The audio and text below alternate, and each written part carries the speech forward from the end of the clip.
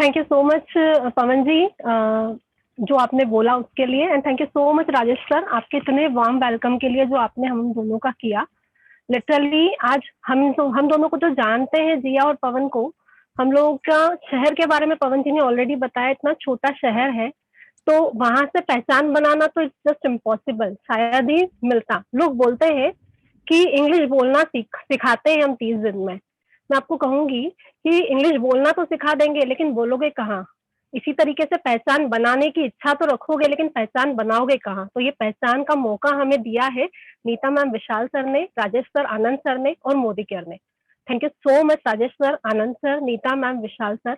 आज आप हैं तो हम हैं। आज जिया और पवन, भली हम लोग हमारा नाम सरनेम हर्षानी लिखते हैं, लेकिन लिटरली बताएं तो आप चारों का नाम जो है ना वो हमारा सरनेम है, क्योंकि आपसे ही हमारी पहचान है। तो थैंक यू सो मच। सबसे पहले तो मैं आपको दिल से थैंक यू बोलना चाहूंगी। उसके आगे काफी कुछ तो पवन जी ने बता दिया है। मेरा नाम जिया हर्षानी है, मैं हरदा से बिलोंग करती हूँ। हम दोनों हस्बैंड वाइफ ये बिजनेस को बहुत अच्छे से बिल्ड कर रहे हैं।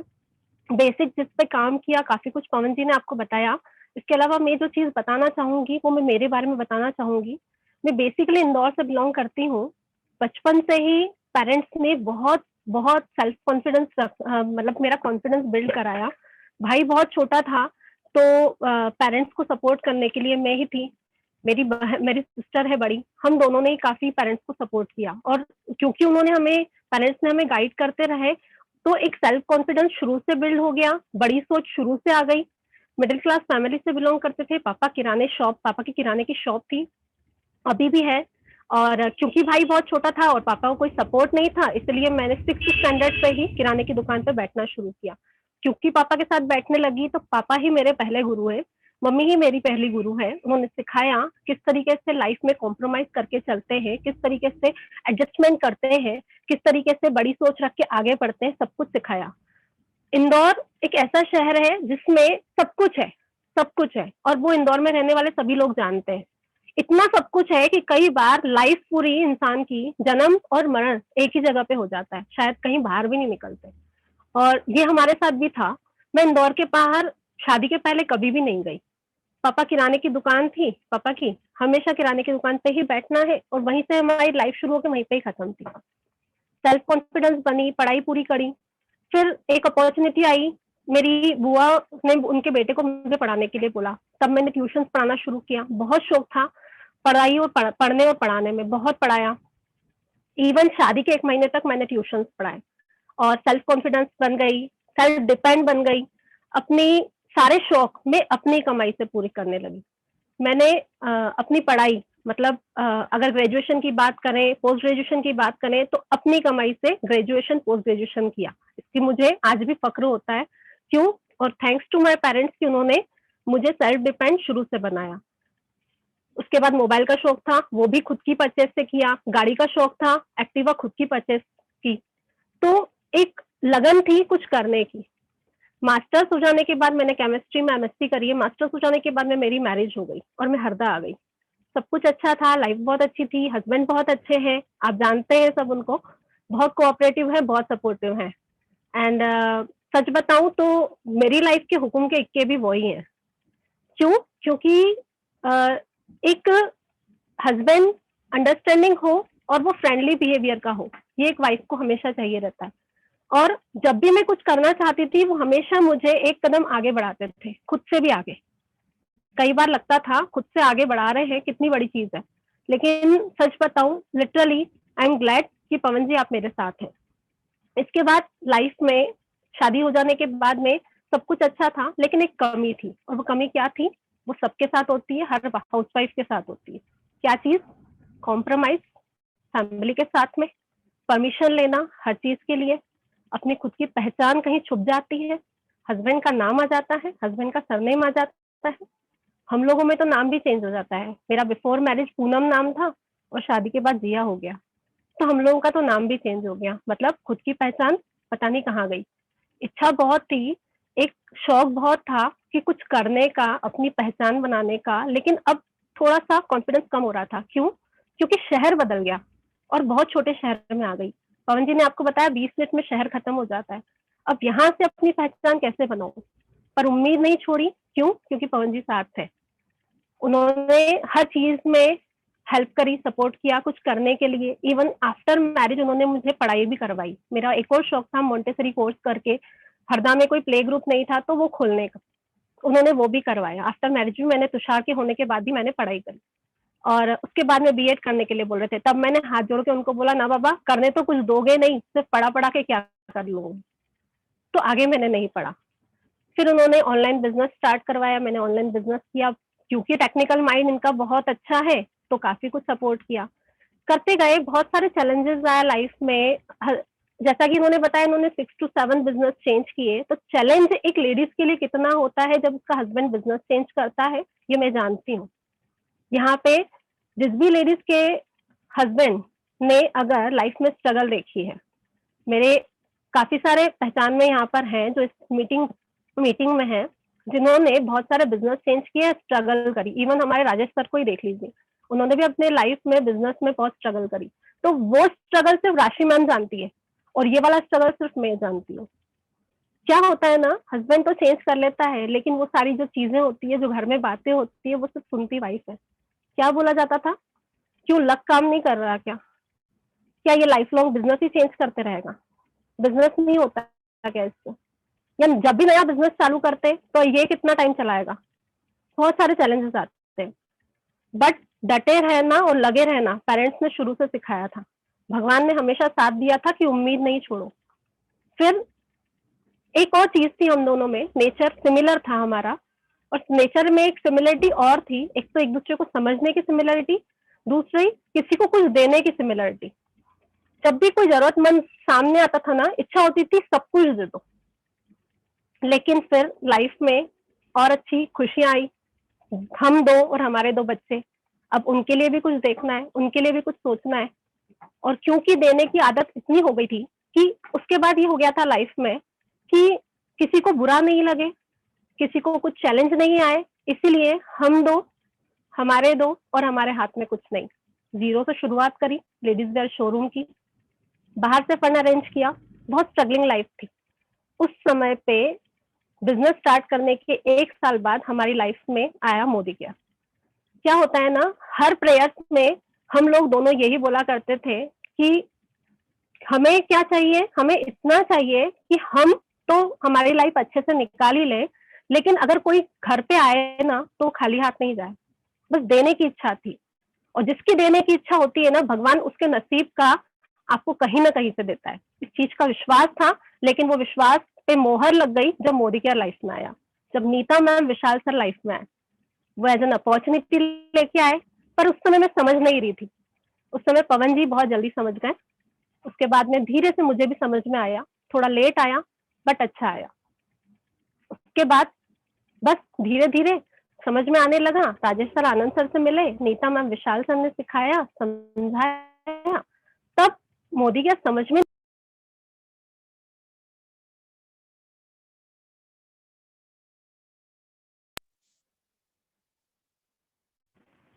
Sorry for the interruption sir, मेरी आवाज क्लियर है? जैसा भी क्लियर है। यस ओके, यस सॉरी वो कॉल आ गया था। बस फिर उस समय बिजनेस नहीं समझ में आ रहा था। लिटरली बताएं तो मोदी केयर इतनी जल्दी सिंपल वे में समझ में नहीं आता, क्योंकि जो समझाया जाता है उतना दिमाग में बैठता है। बस इतना समझ में आया था कि राजेश सर ने कार ली है मतलब कार आती है, आनंद सर ने कार ली है मतलब कार आती है, इससे हाउस फंड आता है जिससे घर खरीदा जा सकता है, इसलिए हाउस फंड आता है। सिंपल सिंपल चीजें जो उन्होंने बोर्ड पे बताई थी ना, वो समझ में आई थी। और समझ के ये बात समझ में आ गई, जो कभी नहीं मिला ना लाइफ में अभी तक, वो सब मोदी केयर से मिलेगा। बस इस विश्वास के साथ में मोदी केयर में दोनों जने लग गए। धीरे धीरे करते गए, समझ में आते गया, सीखते गए, सीखना कभी नहीं छोड़ा। आप लोगों ने सुना है मोदी केयर में क्या चाहिए रहता है? लोग बोलते हैं इसमें कुछ नहीं चाहिए रहता है, इसमें पैसा नहीं चाहिए रहता, इसमें एक्सपीरियंस नहीं चाहिए रहता, इसमें क्वालिफिकेशन नहीं चाहिए रहता, इसमें आपको कुछ भी नहीं चाहिए रहता, इसमें कोई बॉस नहीं होता, इसमें कोई लॉस नहीं होता। पर जब करा ना, तब समझ में कुछ आया, और वो क्या आया वो आज मैं आप लोगों के साथ शेयर करना चाहूंगी। समझ में ये आया कि इसमें एक चीज बहुत जरूरी चाहिए रहती है, और अगर वो नहीं है तो आप मोदी केयर कभी नहीं कर सकते, और वो ये है कि आपके सीखने की इच्छा, अगर आपको नहीं आता तो आप सीखो, अगर आपका एक्सपीरियंस नहीं है तो एक्सपीरियंस करो, अगर कुछ नहीं मालूम है तो जो सिखाया जा रहा है उससे समझो, ब्लाइंडली स्ट्रेट करो सिस्टम पर, अपने अपलाइन पर, अपने मैनेजमेंट पर, और प्यार करो मोदी केयर से। बच्चों से प्यार करते हैं और हमें ये भी नहीं पता होता कि उससे क्या रिटर्न आना है, लेकिन मोदी केयर से प्यार करोगे, उसको अपनाओगे, ऑनरशिप मेंटेलिटी करोगे तो मोदी केयर इतना देगा कि संभाल ही नहीं संभलेगा। तो ये चीजें तो चाहिए ही चाहिए, इसमें कोई ऑप्शनल नहीं है कि इनमें से कोई एक चीज होगी तो चलेगा। आपके अपलाइन आपके लिए सिर्फ और सिर्फ अच्छा सोच सकते हैं, इस चीज पे फेथ रखो।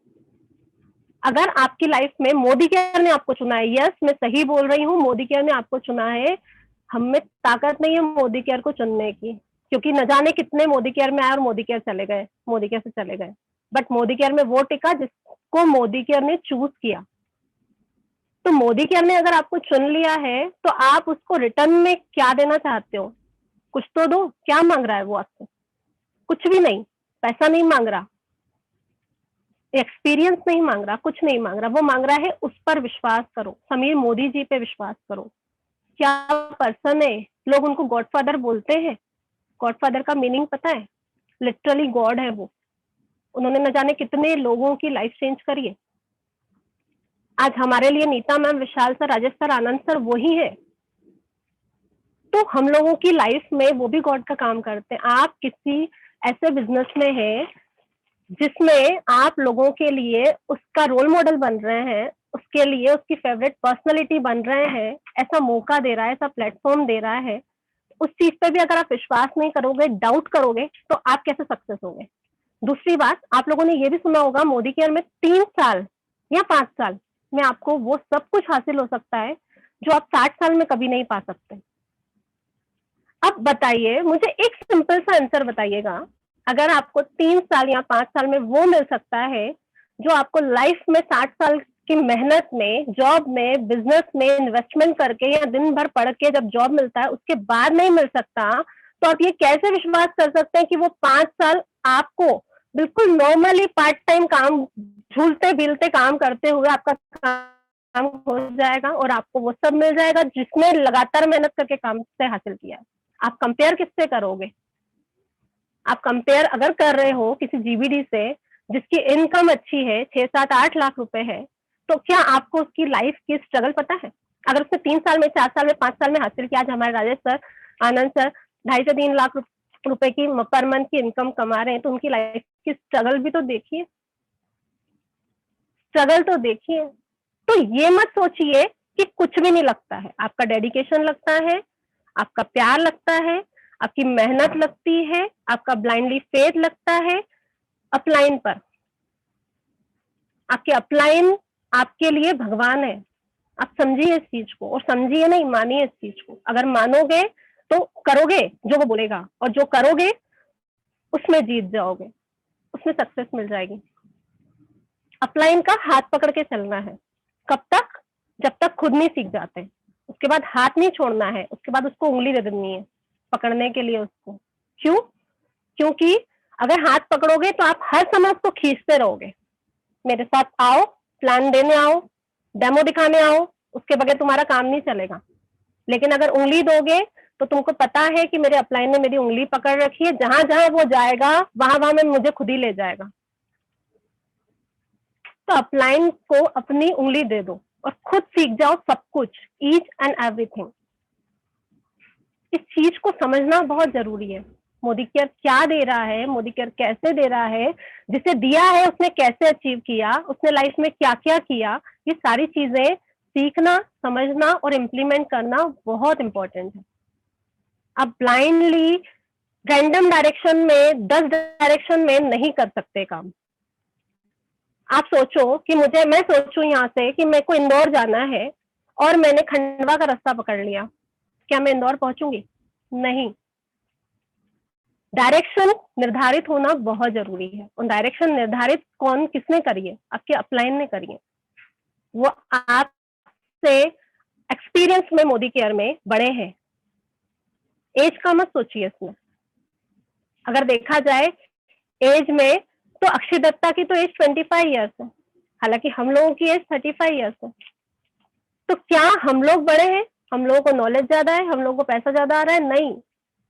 आज राजेश सर के जो भी हैं, लेकिन अगर उनसे भी बड़े यहाँ पे लीडर है इस मीटिंग में, तो क्या वो ब्लाइंडली उनको फॉलो नहीं करते? सोचिए आप, आज उनको ब्लाइंडली फॉलो कर रहे हैं, उन पे फेथ रखते हैं, उनकी बातों को मानते हैं, तो वो आगे ग्रो कर रहे हैं। आज राजेश सर इतना तो बता ही सकते हैं कि 3 लाख रुपए महीना कैसे कमाते हैं, और हम 3 लाख रुपए का टारगेट लेके उनसे सीखते जा रहे हैं, आगे बढ़ते जा रहे हैं। तो अपलाइन को मानना, अपलाइन पे विश्वास करना, ये पहली चीज है जो हमने सीखी, जो हमने समझी, जो हमने इम्प्लीमेंट करी और जो हमने टीम में इम्प्लीमेंट करवाई। एक और चीज बोलना चाहूंगी, यहाँ पर हम लोग बोलते हैं कि मेरे अपलाइन बहुत सही हैं, बहुत अच्छे हैं, बहुत सब कुछ करते हैं, ठीक है। अगर लाइक मैं विशाल सर, नीता मैम पे बिल्कुल उनका बोलूं कि वो बहुत अच्छे हैं, बहुत सिखाते हैं, उनके बगैर हम लोग कुछ नहीं है, कुछ नहीं कर सकते, ये बोलना बहुत अच्छा है। लेकिन अगर आप ऐसे उन पे डिपेंड रहोगे, तो जब वो नहीं रहेंगे तब आपका काम नहीं होगा। इसी तरीके से जब मैंने ये चीज सीखी, तो मैंने भी समझा कि पवन जी या मेरे बगैर अगर मेरी टीम काम नहीं कर पाती, अगर पवन जी या मैं ही मीटिंग दे रहे हैं और हमारी टीम सीख रही है और बढ़ रही है, तो हमारी एब्सेंस में उन्हें कौन सिखाएगा? इसीलिए हमें ये समझना है, अगर मैं बहुत अच्छी स्पीकर हूँ, मेरे बोलने से लोग क्लोज हो जाते हैं, इट मीन्स कि वो रजिस्ट्रेशन करवा लेते हैं, इट मीन्स कि वो बिजनेस में आ जाते हैं, तो मैं अच्छी लीडर नहीं हूँ। क्यों नहीं हूँ? क्योंकि मेरे पे मेरी टीम डिपेंड है। मुझे मेरी टीम को मुझ पर डिपेंड नहीं करना है, मुझे मेरी टीम को मेरे जैसा बनाना है, उन्हें सेल्फ डिपेंड बनाना है। आज जो मैं बोल रही हूँ, अगर मेरी टीम में 4 लोग बोलना सीख जाएंगे, तो मेरी जरूरत उनको वैसी नहीं पड़ेगी। बस हाँ, कॉल पे पूछ लेंगे, मैम हमने ये किया है, ऐसा ऐसा है, ठीक है, दैट्स इट, हो गई बात। तो ये समझ में आया जब अभी पवन जी ने आपको बोला कि हस्बैंड और वाइफ जब हम 1 और 1 11 बन गए, तो हम लोगों ने इस बिजनेस को एक नई उड़ान दी। अगर ये चीज हमें बिजनेस में मिल जाए, हर लाइन में 1 और 1 11, मतलब एक लीडर आपके जैसा आपको मिल जाए, हर लाइन में 1 और 1 11 मिल जाए, तो आपको कैसी सक्सेस मिलेगी, आप सोचिए। तो अपने लीडर को अपनी कॉपी बनाइए, और उसके लिए आपको मेहनत करनी पड़ेगी। उसके लिए आपको शुरुआत, जो प्रेजेंटेशन है वो सिर्फ बोल के नहीं बताना पड़ेगा, उसमें उसके लिए आपको शुरुआत के प्रेजेंटेशन के हर पॉइंट को फॉलो करवाना पड़ेगा टीम में।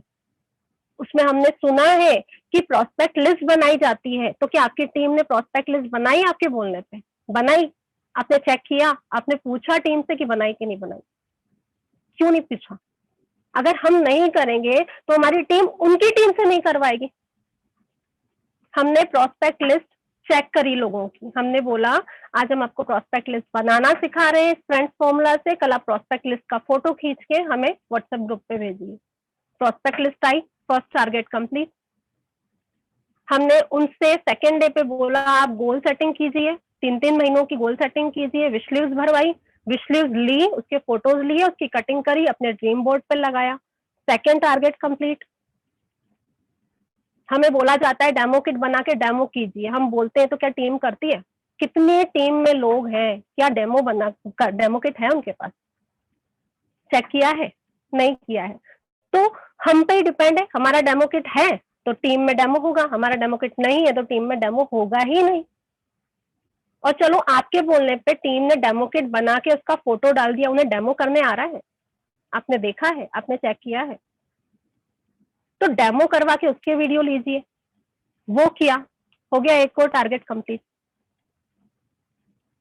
चीजों को सिंपल तरीके से डुप्लीकेट करना है। And thanks to Surekha Bhargav ma'am, जिनका एक सेशन में मैंने सुन लिया कि उन्होंने बोला कि मैंने एक जबलपुर में किसी को स्पॉन्सर किया था और उस पर्सन को मैंने प्लान दिया ऑन वीडियो कॉल, और ऑन वीडियो कॉल देने के बाद में मैंने उसको बोला अब तुम ऐसा का ऐसा प्लान रिकॉर्ड करके मुझे भेजो। उस दिन मेरे माइंड में आया कि अगर टीम को सिखाना है ऑन डिस्टेंस ऑनलाइन सिखाना है तो हर चीज आपको करके बतानी पड़ेगी और सामने वाले से वैसा का वैसा वीडियो रिकॉर्ड करके दिखना पड़ेगा, क्योंकि हम हर जगह पे जाना हर किसी के लिए प्रैक्टिकली पॉसिबल नहीं है। और ये चीज कोरोना के आने के पहले मैंने सुरेखा भार्गव मैम के एक सेशन में सुनी थी।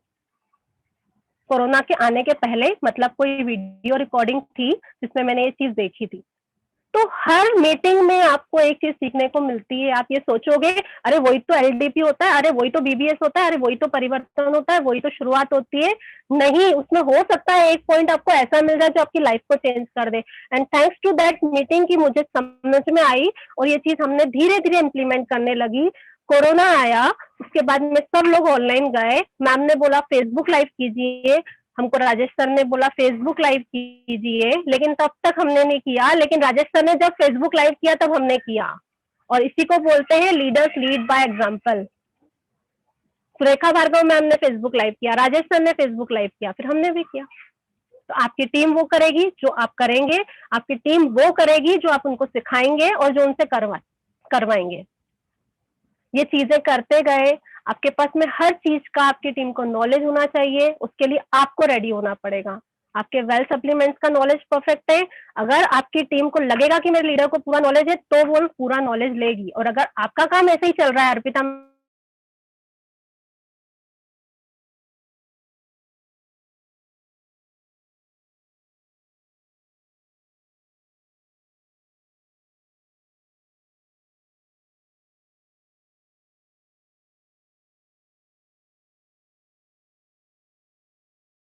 सर्टिफाइड कोर्स लिया और उसको मेरी टीम ने भी सर्टिफाइड कोर्स लिया और ग्रुप्स में डालना शुरू किया। It's that simple easy. हमें करना क्या है, जो सिखाया जाता है वो सुन के सिर्फ सिखाना नहीं है, वो करके दिखाना है और करवाना है। इधर से सीखो ऐसे, इधर सिखाओ ऐसे, पर सिखाने के बाद सामने वाले ने क्या किया वो तो देखो। वो देखेंगे तो रिजल्ट अच्छा मिलेगा, बेस्ट मिलेगा, और उसके बाद आपको, आपकी टीम को कोई रोक नहीं पाएगा। इसके अलावा एक चीज पे और काम किया जो हमारे राजेश सर, आनंद सर ने हमें सिखाया, हमेशा से सिखाया है। विशाल सर, नीता मैम ने हमेशा से सिखाया है। विशाल सर, नीता मैम हमेशा बोलते हैं इस बिजनेस में आपकी नीयत काम करती है। आप अच्छे हो, आपकी सोच अच्छी है, आपकी सोच बड़ी है, आपको अच्छी नीयत वाले, अच्छी सोच वाले और बड़ी सोच वाले लोग मिलेंगे। और यही चीज हमारे साथ होती गई। दूसरी बात उन्होंने बताया, सही स्ट्रक्चर पे काम करेंगे तो पैसा आएगा। फ्रेंड्स, मैं एक बात बोलूं, अगर कोई नया स्पॉन्सर होता है, आज चाहे वो 100 पीवी भी कर लेता है, 7% पे भी होता है, उसका चेक कितना आता है? बहुत छोटा। आप सब जानते हैं, आप सब लीडर हैं, आप सब इस चीजों को समझते हैं। मोदी केयर की शुरुआत जो होती है वो बहुत छोटी होती है और अंत तो है ही नहीं। तो हमें ये समझना है, वो जो नया पर्सन आया है, अगर आपको वो सारी चीजें करके दिखा रहा है, अगर आपको वो सारे चीजों में आपके टारगेट कंप्लीट करके दिखा रहा है, उसके पास डेमो है, उसके पास डेमो किट है, डेमो करके दिखा रहा है, प्रोस्पेक्ट लिस्ट बनाई है, सब कुछ अगर करके दिखा रहा है, इट मीन्स वो आपका राइजिंग स्टार है। उस राइजिंग स्टार के साथ काम करो और कोशिश करो कि उस राइजिंग स्टार का चेक बढ़ाए। यस, आपके राइजिंग स्टार का चेक बड़ा आना आपके लिए बहुत जरूरी है, क्योंकि उसका लेवल जो है ना, आप बढ़ा लोगे, एसडी हो जाएगा, शायद वो ईडी हो जाएगा, एसईडी भी हो जाएगा, लेकिन अगर उसका चेक कम आएगा तो वो बिजनेस से आउट भी हो सकता है। बट अगर उसका चेक 10,000, 12,000, 15,000 पे पहुंच गया, उसको उसका मोटिवेशन जो आएगा वो हिल नहीं पाएगा, वो मोदी केयर को छोड़ नहीं पाएगा, वो मोदी केयर पे विश्वास अपना जमा के रखेगा और लोगों का विश्वास जमवाएगा।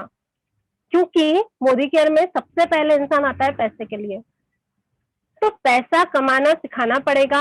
और इसके लिए स्ट्रक्चर हमें Rajesh sir, Anand sir, Hemant sir हमें सब सिखाते रहते हैं। उस चीज को सीखिए और इम्प्लीमेंट कीजिए, उस चीज पे काम कीजिए। किस तरीके से बड़े चेक लेते हैं, कैसे 10,000 का चेक आता है, कैसे 20,000 का आता है, कैसे 25,000 का आता है, ये सब सिखाते रहते हैं राजेश सर। अभी कुछ दिन पहले मीटिंग हुई थी, बट हमने क्या नोट किया, क्या हमने देखा कौन 10,000 के करीब है उसको 10,000 पे लेके जाए? क्या हमने देखा कौन 25,000 के करीब है उसको 25,000 पे लेके जाए? क्या मीटिंग सिर्फ देख कर, सिर्फ देखकर 9 से 10 या 10 से 11 या 5 से 6 या 6 से 7 देखकर निकल जाने के लिए होती है कि उसको उससे सीख के अपने नोट्स बनाए जाने के लिए होती है। तो इसीलिए हमें ये चीज समझनी है और इस चीज पे काम करना है। यही चीज पे काम किया। Thank you so much. यही मेरी सेशन का यहाँ पर एंड है। मुझे जो भी चीजें बोलनी थी, जो चीजें सीखी, thank you so much each and everyone, और thank you so much every participant जिन्होंने इस सेशन को अटेंड किया और समझा और हमें इम्पोर्टेंस देके इस मीटिंग को एंड तक बने रहे। Thank you so much everyone. Thank you so much Rajesh sir, and over to you.